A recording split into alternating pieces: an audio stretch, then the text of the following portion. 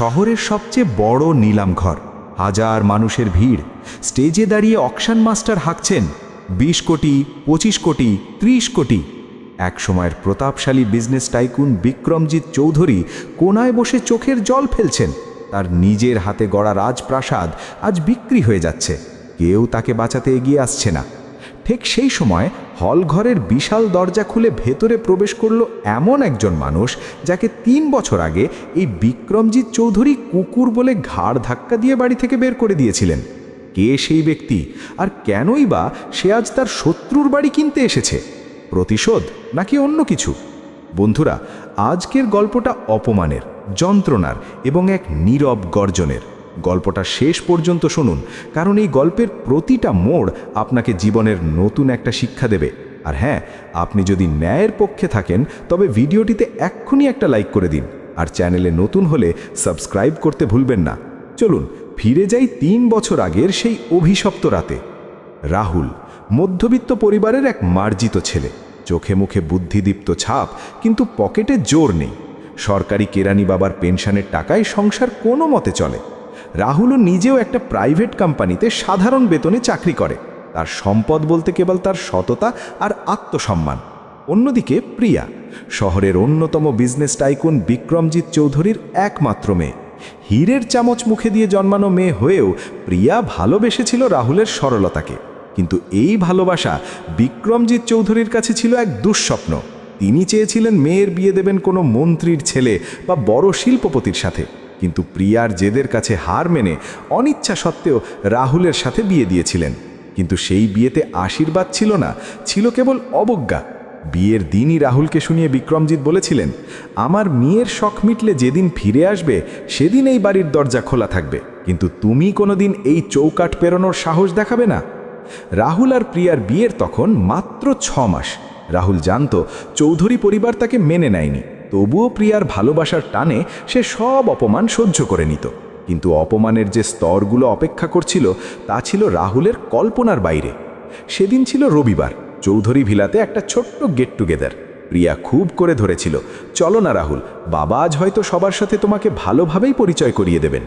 রাহুল গিয়েছিল, পরনে তার সেরা সাদা শার্ট আর কালো প্যান্ট। গেট দিয়ে ঢোকার সময় দারোয়ান তাকে আটকে দিয়ে বলেছিল, ড্রাইভারদের এন্ট্রি পেছনের গেট দিয়ে, সামনে দিয়ে বড় সাহেবদের গাড়ি আসবে। রাহুল ম্লান হেসে বলেছিল, আমি ড্রাইভার নই ভাই, আমি এই বাড়ির জামাই। দারোয়ান বিশ্বাস করেনি। শেষে প্রিয়াকে এসে তাকে ভেতরে নিয়ে যেতে হয়েছিল। ড্রয়িং রুমে শহরের নামি দামি লোকেরা বসে আছেন। বিক্রমজিৎ চৌধুরী হুইস্কির গ্লাস হাতে হাসছেন। রাহুল গিয়ে তার পায়ে হাত দিয়ে প্রণাম করতেই তিনি পাটা এমনভাবে সরিয়ে নিলেন যেন কোনো নোংরা পোকা তাকে ছুঁয়ে দিচ্ছে। তিনি উপস্থিত অতিথিদের দিকে তাকিয়ে বললেন, ও ইনি আমার মেয়ে প্রিয়ার স্বামী। আসলে প্রিয়ার একটু চ্যারিটি করার শখ তো, তাই রাস্তা থেকে কুড়িয়ে এনে ওকেই বিয়ে করেছে। পুরো ঘর হাসিতে ফেটে পড়ল। রাহুলের কান গরম হয়ে উঠল। সে মাথা নিচু করে দাঁড়িয়ে রইল। প্রিয়া বাবার হাত ধরে প্রতিবাদ করতে গেল, কিন্তু রাহুল তাকে থামিয়ে দিল। সে জানে আজ কিছু বললে প্রিয়াকেই ছোট হতে হবে। খাবার টেবিলে বসল সবাই। এলাহি আয়োজন, একদিকে মাটন কোরমা, অন্যদিকে গলদা চিংড়ি, কিন্তু রাহুলের থালায় শুধুই সাদা ভাত আর ডাল। পরিচারক যখন রাহুলের পাতে মাছ দিতে গেল, বিক্রমজিৎ চৌধুরী গম্ভীর গলায় বললেন, থাম, ওকে ওসব দিস কেন? ও কি এসব খেয়ে হজম করতে পারবে? যাদের পেটে ভাতের ঠিক নেই তাদের রিচ ফুড দিলে শরীর খারাপ করবে। ওর জন্য আলু সেদ্ধ আর ডাল নিয়ে আয়, ওটাই ওর স্ট্যান্ডার্ড। রাহুল সেদিন পানির গ্লাস মুখে তুলতে পারেনি।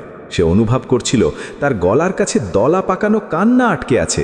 আশেপাশে বসে থাকা অন্যান্য আত্মীয়রা ফিসফিস করে হাসাহাসি করছিল, দেখেছিস জামাইয়ের যা ছিরি, তাতে আলু সেদ্ধই তো জুটবে। আরে চৌধুরী মশাই তো দয়া করে বাড়িতে ঢুকতে দিয়েছেন, এটাই তো বেশি। রাহুল সেদিন না খেয়েই টেবিল থেকে উঠে পড়েছিল। বাথরুমে গিয়ে মুখে জল দিয়ে সে নিজেকে শান্ত করেছিল।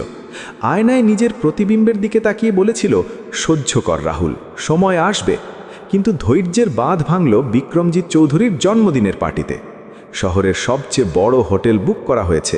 আলোকসজ্জায় ঝলরল করছে চারপাশ।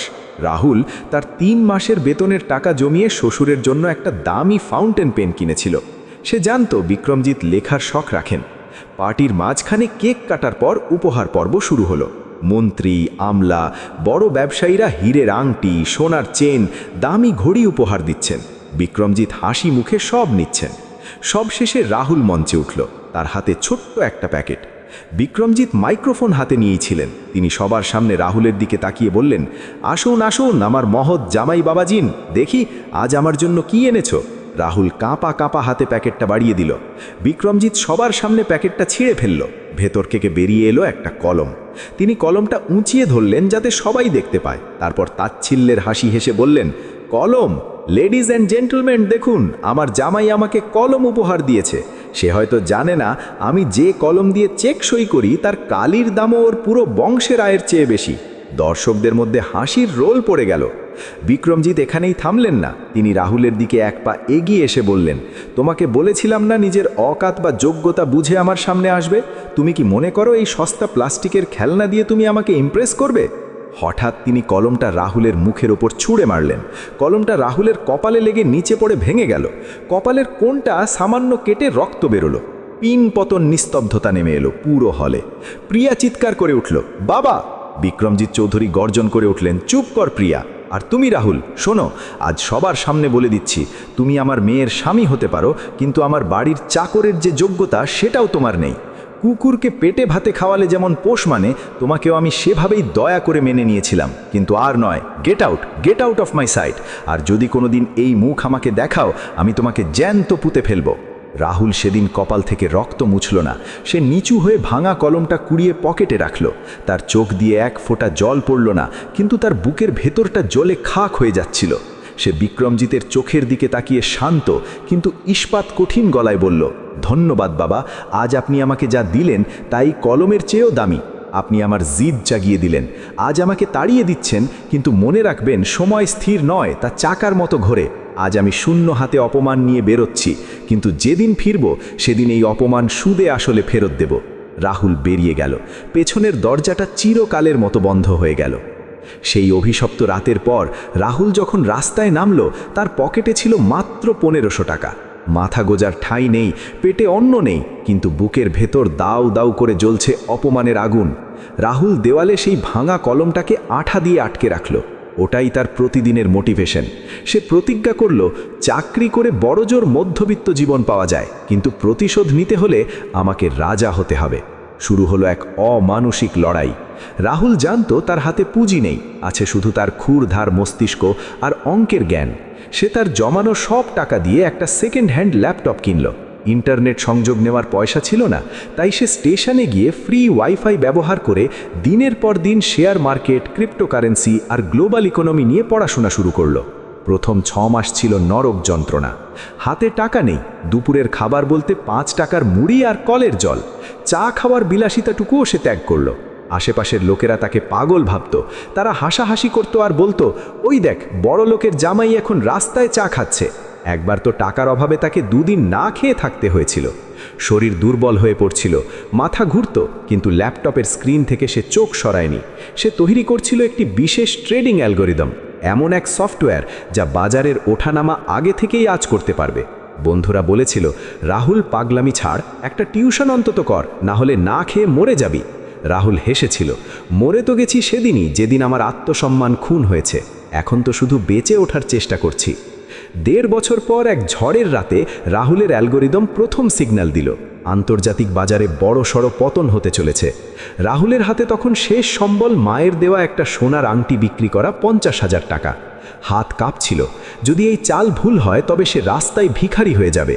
সে দেওয়ালের ওই ভাঙা কলমটার দিকে তাকালো। শ্বশুরের সেই কথা কানে বাজল, তোমার চাকরের যোগ্যতাও নেই। রাহুল চোখ বন্ধ করে এন্টার বাটন প্রেস করল। সে তার সবটুকু টাকা মার্কেটে ঢেলে দিল। সারা রাত সে পর্দার দিকে তাকিয়ে রইল। লাল গ্রাফ ধীরে ধীরে সবুজ হতে শুরু করল। ভোরের দিকে দেখা গেল তার 50,000 টাকা বেড়ে দাঁড়িয়েছে 5 লাখে। রাহুল চিৎকার করতে চাইল, কিন্তু গলা দিয়ে স্বর বেরোল না। সে শুধু মেঝের ওপর বসে হাউমাউ করে কাঁদল। এ কান্না দুঃখের নয়, এ কান্না জয়ের। এরপর আর তাকে পেছনে তাকাতে হয়নি। 5 লাখ থেকে 50 লাখ, 50 লাখ থেকে 5 কোটি। রাহুল তার ছোট মেজবাড়ি ছেড়ে একটা ছোট্ট অফিস নিল, নাম দিল ফিনিক্স ভেঞ্চার্স। সে একা নয়, তার মতো আরও কিছু মেধাবী অথচ সুযোগ না পাওয়া তরুণদের নিয়ে টিম গঠন করল। রাহুলের নিখুঁত প্রেডিকশন আর সততা তাকে ব্যবসায়িক মহলে জনপ্রিয় করে তুলল। যে রাহুল বাসে চড়ার পয়সা বাঁচাতো, 3 বছরের মাথায় সে বিজনেস টুডে ম্যাগাজিনের কভার পেজে এলো। শিরোনাম হল দ্য সাইলেন্ট বিলিয়নার, বস্তি থেকে বুর্জ খলিফা। অন্যদিকে অহংকারের পতন অনিবার্য। বিক্রমজিৎ চৌধুরী তার দম্ভের কারণে একের পর এক ভুল নিঃসিদ্ধান্ত নিলেন। তার ম্যানেজাররা তাকে ঠকিয়ে কোটি কোটি টাকা আত্মসাৎ করল। তার কোম্পানি দেউলিয়া ঘোষিত হলো। ব্যাংক নোটিশ পাঠালো, 1 মাসের মধ্যে ঋণ শোধ না করলে তার সাধের চৌধুরী ভিলা নিলামে উঠবে। বিক্রমজিৎ স্ট্রোক করলেন।